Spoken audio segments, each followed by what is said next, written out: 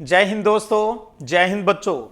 Geography MCQ practice series में एक बार फिर आपका स्वागत है और आज अपना 16वां एपिसोड है। इसके अंतर्गत आपकी फर्स्ट बुक का जो 7वां चैप्टर है जिसका नाम है परिवहन और संचार, इस चैप्टर के हम महत्वपूर्ण प्रश्नों का यहाँ पर अभ्यास करेंगे और साथ में ही आपका पूरे चैप्टर का रिवीजन है वो भी हो जाएगा। तो चलिए स्टार्ट करते हैं। आप सभी को बेस्ट विशेष। अच्छे से आपको इसमें पार्टिसिपेट करना है, हर चीज़ को अच्छे से समझना है और वीडियो के लास्ट में आपको कमेंट सेक्शन में अपना रिजल्ट है वो ज़रूर शेयर करना है। तो ये रहा अब आपके सामने आज का पहला प्रश्न। ओरिएंट एक्सप्रेस रेलवे लाइन जोड़ती है, किसको जोड़ती है Orient express railway? Paris Istanbul को, पर्थ सिडनी को, हैलिफैक्स को वैंकूवर से, सेंट पीटर्सबर्ग को व्लादिवोस्टॉक तक। क्या होगा सही उत्तर? बिल्कुल पहला ही ऑप्शन ये जोड़ती है पेरिस को इस्तांबुल से। ओरिएंट एक्सप्रेस वे, कुछ भी याद नहीं रहे इस टॉपिक में, इतना ध्यान रखिएगा। ओरिएंट एक्सप्रेस वे पेरिस को इस्तांबुल से जोड़ता है। अगला प्रश्न, विश्व का अत्यधिक प्रयोग में लाया जाने वाला आंतरिक जलमार्ग। आंतरिक जलमार्ग की बात यहां पर हो रही है, यानी नदियों नहरों की बातें यहां पर करेंगे। विश्व का अत्यधिक प्रयोग में लाया जाने वाला आंतरिक जलमार्ग अमेजन है, डैन्यूब है, मिसिसिपी है या राइन है? क्या होगा इसका सही उत्तर? फटाफट जवाब, बहुत ही आसान सा। बिल्कुल, और वो है ऑप्शन 4 राइन। राइन नदी की बात आती है। राइन नदी जर्मनी और नीदरलैंड से होकर प्रवाहित होती है और ये नीदरलैंड में रोटरडम में अपने मुहाने से लेकर स्विट्जरलैंड में बेसल तक 700 किलोमीटर लंबाई में नौकायान के योग्य है और यही जलमार्ग विश्व का अत्यधिक प्रयोग में लाया जाने वाला जलमार्ग है। आपको हैरानी होगी जानकर, हर साल 20,000 से अधिक समुद्री जलयान और लगभग 2 लाख आंतरिक मालवाहक पोत है वो वस्तुओं और सामग्रियों का आदान प्रदान करते हैं यहां से। अगला प्रश्न जी, खनिज तेल और प्राकृतिक गैस, इनके परिवहन हेतु विश्व की सबसे लंबी अंतरराष्ट्रीय पाइपलाइन जिन देशों के मध्य प्रस्तावित है वो है? बहुत प्यारा प्रश्न, अच्छे से प्रश्न समझ लीजिए। सबसे लंबी अंतरराष्ट्रीय पाइपलाइन प्रस्तावित है यानी बननी है, अभी काम चल ही रहा है। सही उत्तर ऑप्शन आपके सामने लिखे हैं बिल्कुल, और वो है option number 4 Iran Bharat via Pakistan. ये जिस दिन पूरी हो जाएगी उस दिन ये सबसे लंबी अंतरराष्ट्रीय पाइपलाइन है वो हो जाएगी। अगला प्रश्न, पनामा नहर। पनामा नहर के द्वारा समुद्री मार्ग से किन के मध्य की दूरी कम हो गई है? आपको पता है इस चैप्टर में स्वेज नहर, पनामा नहर बहुत इंपॉर्टेंट टॉपिक है वो रहता है। तो पनामा नहर बनने से किन के मध्य की दूरी कम हो गई है? ऑप्शन आपके सामने लिखे हैं, अच्छे से देखिएगा।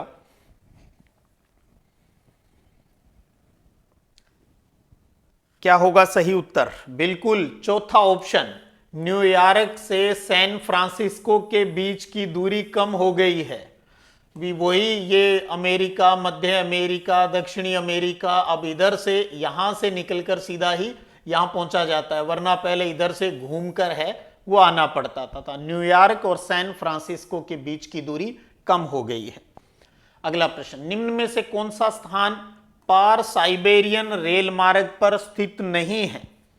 बहुत प्यारा प्रश्न है, ये समझ के लिए है आपको, ये जरूरी नहीं भी आप इन सभी मार्गों की जो लोकेशन है वो याद रखें। पार साइबेरियन रेल मार्ग, सबसे पहले तो आपको ये पता होना चाहिए किसको जोड़ता है।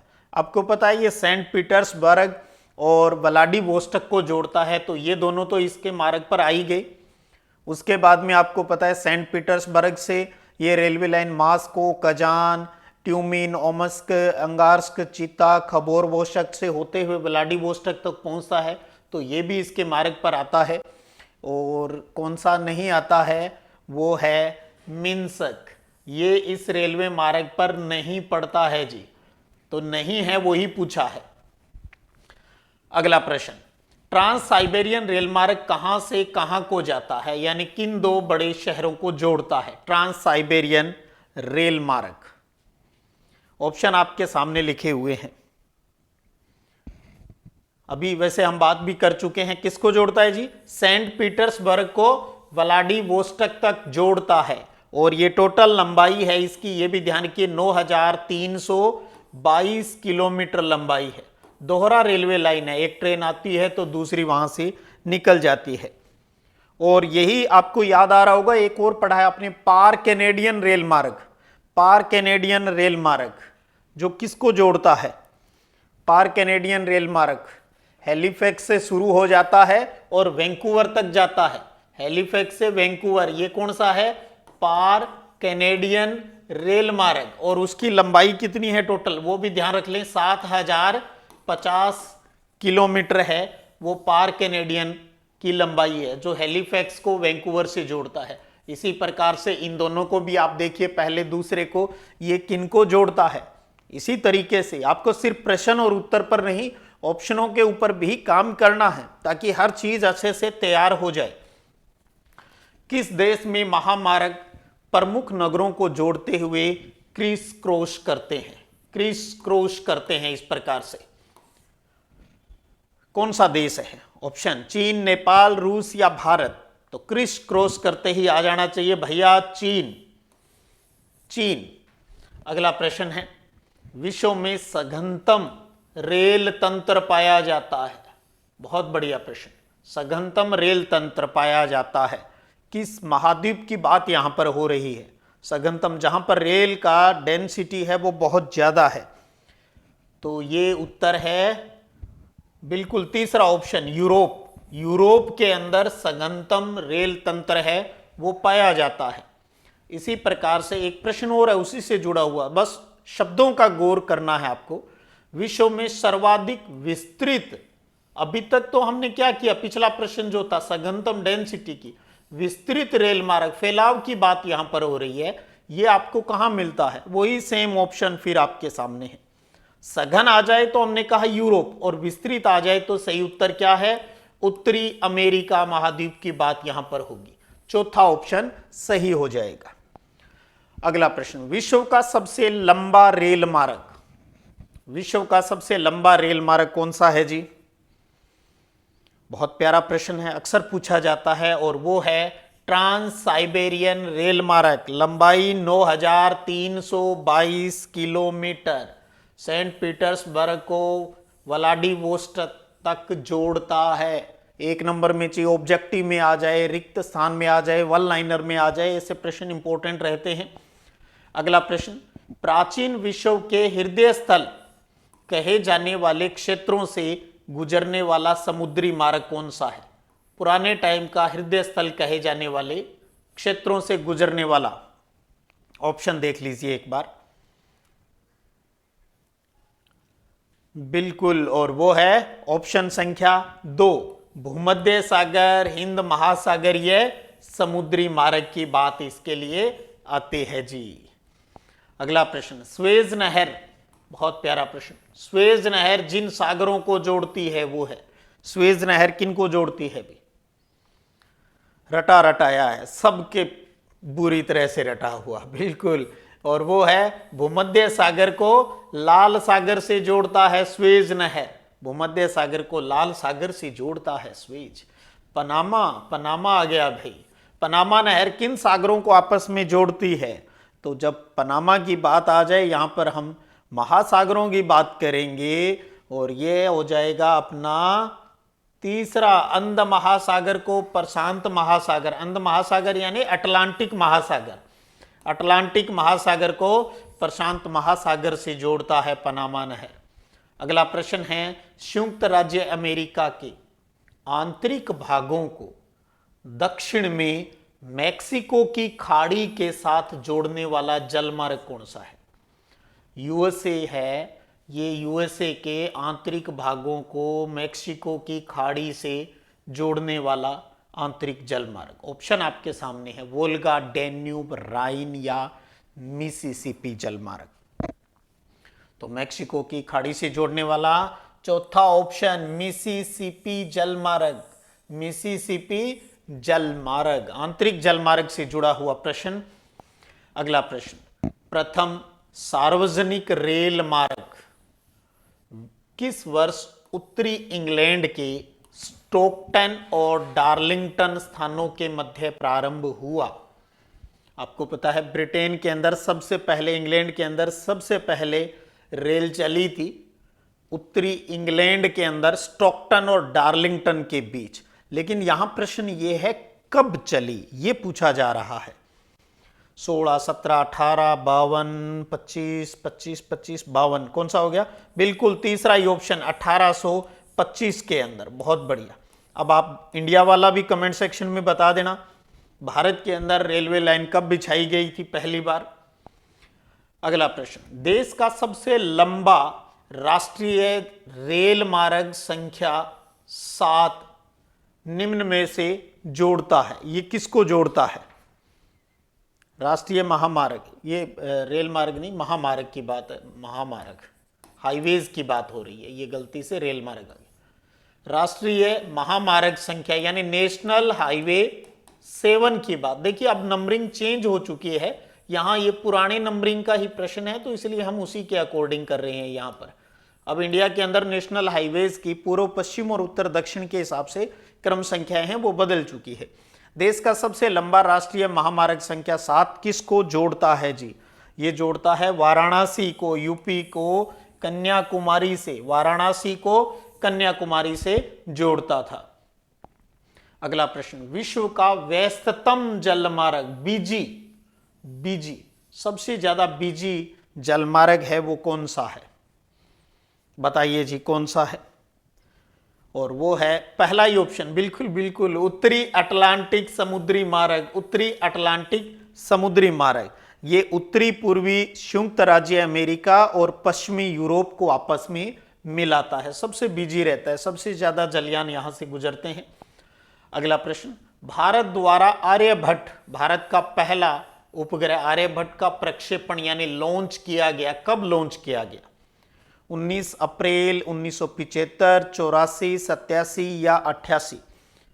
तो क्या होगा इसका सही उत्तर? इसका सही उत्तर है पहला ही ऑप्शन, 19 अप्रैल 1975।